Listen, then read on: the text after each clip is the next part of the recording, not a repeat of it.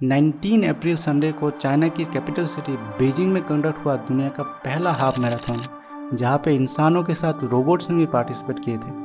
21 robots and 12,000 इंसानों के बीच हुआ इस अजीबोगरीब मैराथन को बहुत अटेंशन मिला। बट आखिर इस मैराथन का मोटिव क्या था? बीजिंग के म्यूनिसिपल गवर्नमेंट ने क्लेम किया है कि दुनिया का first human and bipedal robots का रेस है। बाईपेडल रोबोट मतलब दो पैरों में चलने वाला रोबोट जो इंसानों की तरह चलने को मिमिक करता है। बीजिंग के यूजुआन डिस्ट्रिक्ट से शुरू हुआ इस मैराथन का टोटल डिस्टेंस 21.1 किलोमीटर या अप्रॉक्सीमेटली 13 माइल्स के आसपास था। लेकिन इसमें रोबोट और इंसान एक साथ नहीं दौड़े थे। इंसानों के लिए अलग ट्रैक और रोबोट्स के लिए अलग ट्रैक बनाया गया था ताकि कोई अनफॉर्चुनेट इंसिडेंट ना हो जाए। चलिए अब थोड़ा इस रेस में पार्टिसिपेटेड रोबोट्स के लिए क्या क्या रूल्स बनाए गए थे ये जान लेते हैं। पहले तो रोबोट को बाईपेडल ह्यूमनॉइड अपीयरेंस मीन्स इंसानों की तरह होना चाहिए। हाइट को लेकर भी कुछ रूल्स बनाए गए थे। 0.5 मीटर या 1.6 फीट से लेकर 2 मीटर या 6.5 फीट के अंदर ही हाइट होना चाहिए। रिमोट कंट्रोल या फुल्ली ऑटोमेटेड दोनों तरह के रोबोट चलेंगे। रोबोट्स एक सेपरेट ट्रैक में ही दौड़ेंगे, मतलब रोबोट्स एंड ह्यूमन कॉन्टेस्टेंट के बीच किसी भी तरह का कोई इंटरेक्शन नहीं होगा। 21 किलोमीटर के इस मैराथन को कंप्लीट करने के लिए रोबोट्स को 3 आवर्स एंड 30 मिनट्स का कट ऑफ टाइम दिया गया था। ड्यूरिंग रेस रोबोट्स का बैटरी या फिर पूरा रोबोट ही चेंज किया जा सकता है, बट फाइनल रेस टाइम में 10 मिनट का पेनल्टी ऐड हो जाएगा। अब रेस तो शुरू हुआ, बट 21 रोबोट्स में से सिर्फ 6 रोबोट्स ही इस रेस को कंप्लीट कर पाए और ह्यूमंस के साथ टक्कर देने के बाद तो भूल ही जाओ।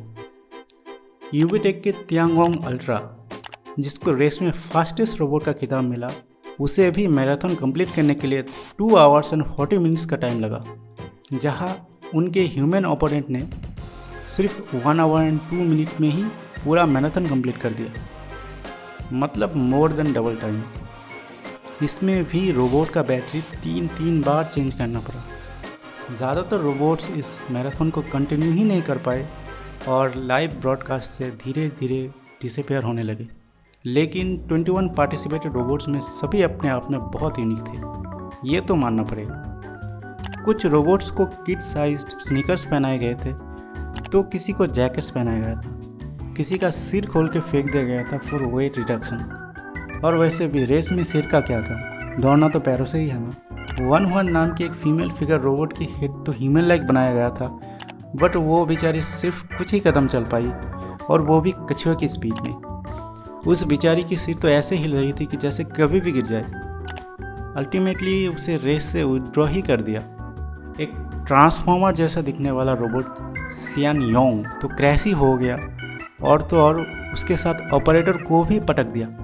सोचने के बाद तो यह है कि ये रोबोट 8 व्हील फाउंडेशन पे हैंग था और 4 ड्रोन प्रोपेलर्स अटैच थे उसके बैक पे फेसिंग बैकवर्ड्स।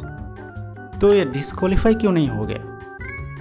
हर रोबोट्स के लिए मल्टीपल ऑपरेटर्स थे, जिनमें से कोई रोबोट्स को रिमोट से ऑपरेट कर रहा था, तो कोई पोटेंशियल ऑब्स्टिकल्स को रेस ट्रैक से हटाने में बिजी था। कुछ रोबोट्स को तो पट्टे से बांध कर दौड़ाया जा रहा था, बकरी की तरह। रोबोटिक्स के प्रोफेसर एलन फर्न के हिसाब से ह्यूमन रोबोट्स में एआई का प्रोग्रेस 2021 के बाद से कुछ खास हुआ नहीं है।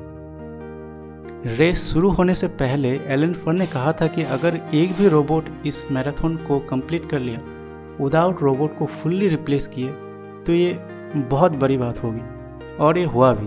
तियांगोंग अल्ट्रा का सिर्फ बैटरी चेंज किया गया था, पूरा रोबोट रिप्लेस नहीं किया गया था। चाइना के लिए नो डाउट ये एक गर्व की बात है, बट ये रेस रोबोट्स के लिमिटेशन को भी दर्शाता है। अभी बहुत कुछ होना बाकी है। रोबोट्स अभी इंसानों के मामले में बहुत पीछे है। प्रोफेसर एलन फर्न ने यह भी कहा कि वो आशा करते हैं कि चाइना सिवाय रोबोट से डांस, कराटे या रेस कराने के बदले कुछ यूज़फुल चीज़ों की तरफ फोकस करे। अल्टीमेटली उन्होंने कहा कि ये नो डाउट सच में बहुत इम्प्रेसिव था। 2023 के पॉलिसी डॉक्यूमेंट में चाइना की ministry of industry and information technology ने ह्यूमनॉइड रोबोटिक्स इंडस्ट्री को न्यू फ्रंटियर इन टेक्नोलॉजिकल कंपटीशन कहा था। और 2025 तक रोबोट्स की mass production and secure supply chain of core components का टारगेट भी रखा गया था। अब सच में ये टारगेट फिल होगा कि नहीं ये तो देखने की बात है, लेकिन चाइना इसको लेके सीरियस तो है। Chief technological officer for the robotics innovation centre Tiang Jin ने तो ये तक कहा है कि मैं बढ़ा चढ़ा कर तो नहीं बोलना चाहता, बट कोई भी वेस्टर्न रोबोटिक्स फर्म अभी तक थियांगोंग अल्ट्रा जैसा रोबोट बना नहीं पाया है। बीजिंग के E tower management committee deputy director Liang Liang ने यह कहा कि रोबोट्स इंसानों के साथ सेम मैराथन में दौड़ रहा है। ये हो सकता है छोटी बात लगे, but it's a great leap for humanoid robots. ये मैराथन रोबोट्स को इंडस्ट्रियलाइजेशन की तरफ एक कदम और नज़दीक ले आया है। चाइना वर्ल्ड का सेकंड लार्जेस्ट इकोनॉमी है और चाइना का ये मूव शायद ये दिखाने के लिए ही था कि वो एआई एंड रोबोटिक्स के मामले में किसी तरह से अमेरिका से पीछे नहीं है। हंसने को तो हम हंस लेंगे, लेकिन हमें ये भी सोचना होगा कि इंडिया यहाँ पे कहाँ स्टैंड करता है। हमें ये भी ध्यान देना होगा कि एलन फर्न ने यह भी कहा है कि 5 साल पहले तक हम ये भी नहीं जानते थे कि रोबोट्स को 2 पैरों में रिलायबली चलाना कैसे है, लेकिन अब हम ये जानते हैं और ये मैराथन यही साबित कर रहा है। दिल्ली शायद इतना भी दूर नहीं। रिसेंटली चाइना ईयर शो 2024 में चाइना ने अपने रोबोटिक्स वुल्फ को अनवेल किया था, जो कि काफ़ी इम्प्रेसिव था। फ्यूचर मिलिट्री फोर्स में रोबोट्स का होना अनअवॉइडेबल है और चाइना ये अच्छे से जानता है। हमें भी ये समझना होगा और इस बात को भी ध्यान रखना होगा कि हम इस रेस में कहीं पीछे न रह जाए। आप लोगों का इसमें क्या राय है कमेंट्स में बताना मत भूलिए। और क्या इंडिया को भी अपनी रोबोटिक्स इंडस्ट्री में जोर डालना चाहिए? आपको क्या लगता है?